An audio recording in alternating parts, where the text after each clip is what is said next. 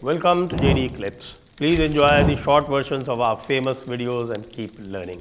And don't forget to subscribe. एक घटना मैं बताता हूँ आपको। ये 90 के दशक की घटना है।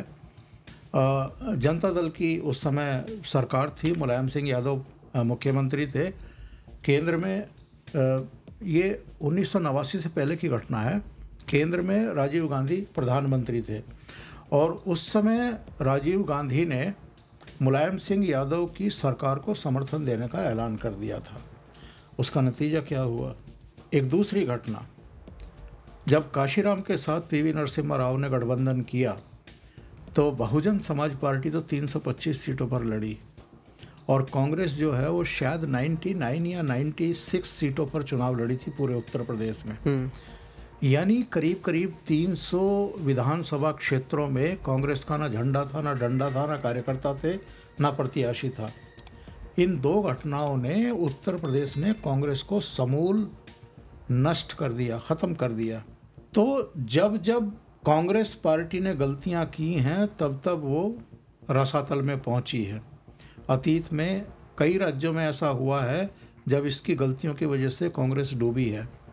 और अब जो गलती अखिलेश यादव ने की है गठबंधन करके, इसका खामियाजा आगे जा कर के अखिलेश यादव को भुगतना पड़ेगा। क्योंकि जिन जिन राज्यों में कांग्रेस दूसरे दलों के साथ मिल कर के लड़ी है, वहाँ उन दलों को भी डुबोने का काम किया है और अपनी स्ट्रेंथ इन्होंने बढ़ाई है। चुनाव से पहले कौन ये यकीन कर रहा था कि इनको 6 सीटें आ जाएंगी उत्तर प्रदेश में? ये 6 सीटें क्यों भी मुश्किल लग रही थी कि रायबरेली भी निकले या ना निकले। हाँ, ऐसा लग रहा था। रायबरेली का भी बहुत मुश्किल लग रहा था। अमेठी को तो किसी को यकीन नहीं था कि वहाँ से के.एल. शर्मा जीत जाएंगे, लेकिन जीते क्योंकि समाजवादी पार्टी का बेस है। इसके अलावा जो इन्होंने दुष्प्रचार किया, जिस तरह से लोगों को डराया, पिछड़े वर्ग को, दलितों को डराया, और जिस तरीके से मुसलमान जो हैं वो एकजुट हो गए क्योंकि कांग्रेस और समाजवादी पार्टी मिल गए अलग अलग राज्यों में। इसी तरीके से जो भाजपा को हराना चाहते थे जहाँ जहाँ मुसलमान, वहाँ पार्टियाँ मिल गई इंडिया अलायंस की।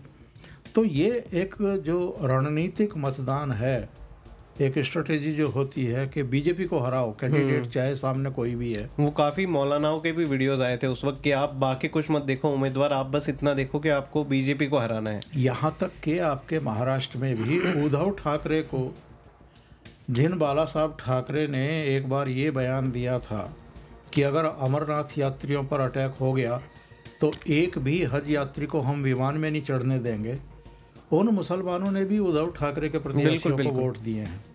तो एक स्ट्रेटेजिक वोटिंग हुई है इस चुनाव में, जिसका नुकसान नरेंद्र मोदी और भारतीय जनता पार्टी को उठाना पड़ा और इन लोगों को फ़ायदा हुआ। लेकिन ये हमेशा होगा, इनको भूल जाना चाहिए। आगे इनके लिए राह इतनी आसान नहीं होगी जितनी 2024 में दिखाई दी है। पर अगर हम देखें कि बीजेपी का अगर वोट शेयर देखें तो वो मोटा मोटा उतना ही है जितना पिछली बार था, पर अगर कांग्रेस का वोट शेयर देखें तो वो बढ़ गया है।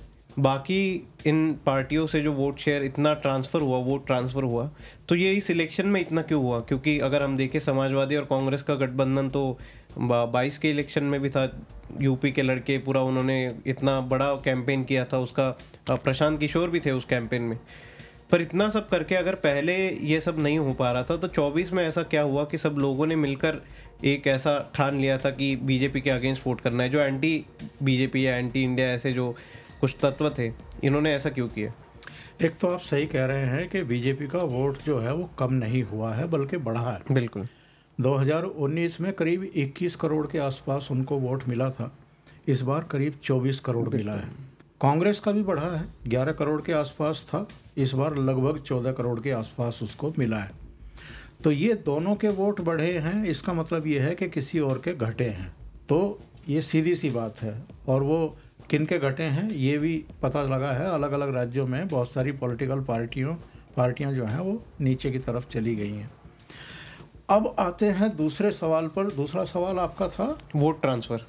इतने भारी मात्रा में वोट ट्रांसफ़र क्यों हुआ कांग्रेस की तरफ? हाँ, कांग्रेस की तरफ इसलिए हुआ कि भारतीय जनता पार्टी को किसी तरह रोकना है, नरेंद्र मोदी को किसी तरह रोकना है।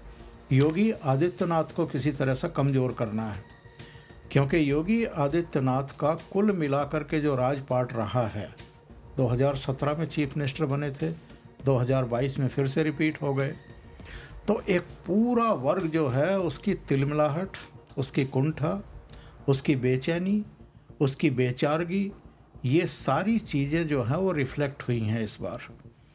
और उन्होंने ये ठान लिया था कि किसी भी तरीके से नरेंद्र मोदी को तीसरी बार प्रधानमंत्री नहीं बनने देना है। तो ये सारा जब ये चीज़ें जब आ जाती हैं, और जो मैंने शुरू में कहा था कि देश के भीतर की ताकतें भी और देश के बाहर की ताकतें भी, मुझे आप ये बताओ वरुण, कौन कौन सी ऐसी ताकतें हैं अमेरिका समेत, चीन समेत, यूरोपियन कंट्रीज समेत, जो नहीं चाहती हैं कि ग्लोबल रेटिंग में जो टॉप पर बने हुए हैं पिछले कई साल से नरेंद्र मोदी, कि वो सत्ता में फिर से आ जाएं। और जब आप तीसरी बार प्राइम मिनिस्टर बनते हैं तो वर्ल्ड ऑर्डर जो बनता है उसमें आपकी सीनियरिटी कहाँ जा कर के बैठती है। छोड़ दीजिए चाइना के राष्ट्रपति शी जिनपिंग को, क्योंकि वहाँ तो तानाशाही है, वहाँ कोई वोट से तो राष्ट्रपति चुने नहीं जाते। छोड़ दीजिए पुतिन साहब को, पुतिन साहब का भी किस्सा अलग ही है जिस तरीके से वो बने हुए हैं। पर और कंट्रीज़ को आप देखिए कि तीसरी बार कितने लोग जो हैं या तो राष्ट्रपति बने हैं या प्राइम मिनिस्टर बने हैं। अर्दोगन को छोड़ दो, तुर्की में जैसे वहाँ वो भी हिसाब तानाशाही जैसा ही है थोड़ा। तो लेकिन वर्ल्ड ऑर्डर बदल गया है। प्राइम मिनिस्टर की जो नीतियाँ रही हैं उसकी वजह से बहुत लोगों में तिलमिलाहट है, परेशानियां हैं, बेचैनी है, क्योंकि उनकी दुकानें बंद हुई हैं। जो ख़रीद फरोख्त होती थी हर चीज़ की, यहाँ तक के जो रक्षा सौदे होते थे जो उनमें दलाली ली और दी जाती थी, जिस तरीके से पूजा पे चढ़ाए जाते थे, वो दुकानें बंद हो गई हैं। टेक्नोलॉजी ट्रांसफ़र नहीं होता था इतना पैसा देके इंडिया को। अब जो हमारे लड़ाकू विमान हैं जो हमारे अपने देश में बन रहे हैं, उनके लिए अब अमेरिका भी, फ्रांस भी, अमेरिका 80% टेक्नोलॉजी देने को तैयार, फ्रांस 100% देने को तैयार। तो ये सारी चीज़ें ऐसी हैं जो हथियारों के सौदागर, जो दवाओं के सौदागर, ये सब बेहद बेचैन हैं। चीन के साथ जो हमारा व्यापार असंतुलन था वो अब संतुलित हो रहा है। आने वाले वर्षों में ये चीज़ें उलट जाएंगी। अभी आप देख लीजिए, वियतनाम में बनने वाले जो मोबाइल फ़ोन हैं और चीन में बनने वाले जो मोबाइल फ़ोन हैं, उनके निर्यात में गिरावट आ गई है। हमारे यहाँ जो मोबाइल फ़ोन बन रहे हैं उन्होंने उछाल ले लिया है। सैमसंग के इतने बड़े मैन्युफैक्चरिंग प्लांट्स खुल रहे हैं, आईफोन के खुल रहे हैं इंडिया में। तो कौन चाहेगा कि नरेंद्र मोदी जैसा विजनरी आदमी जो सब कुछ मेक इन इंडिया और मेड इन इंडिया पर जोर दे करके सब कुछ भारत में बना रहा है और अब सबकी दुकानें बंद करता जा रहा है, वो फिर से प्रधानमंत्री बने। और कौन चाहेगा कि एक ऐसा आदमी कि यार 10 साल प्रधानमंत्री रह लिया, इसकी रेटिंग ही नहीं घट रही है, इसकी लोकप्रियता ही नहीं घट रही है। तो जॉर्ज सोरोस चाहे खालिस्तानी हों, चाहे जितनी ताकतें हों, अलग अलग देश हों, उनके प्रमुख हों, जिनकी दुकानें बंद हो रही हैं, जिनका व्यापार बंद हो रहा है, जिनके बाज़ार जो हैं वो, और जिनकी इकोनॉमी धड़ाम से नीचे आ रही है और हमारी इकोनॉमी ऊपर जा रही है। अब लोगों ने कहना शुरू कर दिया है कि 2027 नहीं, उससे पहले ही हम 3rd लार्जेस्ट इकोनॉमी बन सकते हैं। तो ऐसे में बहुत सारी ताकतें लगी हुई थी और ये तो हमारे आपके सामने है कि खाड़ी के देशों से केरला के बहुत सारे मतदाताओं को हवाई टिकट भेज करके बुलाया गया कि आप आइए वोट करिए, खाड़ी के देशों से। मतलब कितना पैसा खर्च किया गया है और वो पैसा कहाँ कहाँ से आया होगा, कहाँ कहाँ से फंडिंग हुई होगी, इसका तो अभी हिसाब किताब होना है। लेकिन ये सारी चीज़ें बताती हैं कि एक बहुत बड़ी साजिश रची गई थी कि 2024 में किसी भी तरीके से चीज़ों को पलट देना है। और पाकिस्तान से तो फवाद चौधरी से लेकर के तमाम लोगों के बयान आने शुरू हो गए थे कि नरेंद्र मोदी को किसी भी तरह रोको और राहुल गांधी को लेकर के आओ। तो ये फ्रस्ट्रेशंस हैं, ये निकलेंगे। अभी तो हम सदन के भीतर निकलते हुए देख रहे हैं, सदन के बाहर निकलते हुए देख रहे हैं। दूसरी दुनिया के दूसरे हिस्सों में भी अभी फ्रस्ट्रेशन हम निकलते हुए देखेंगे।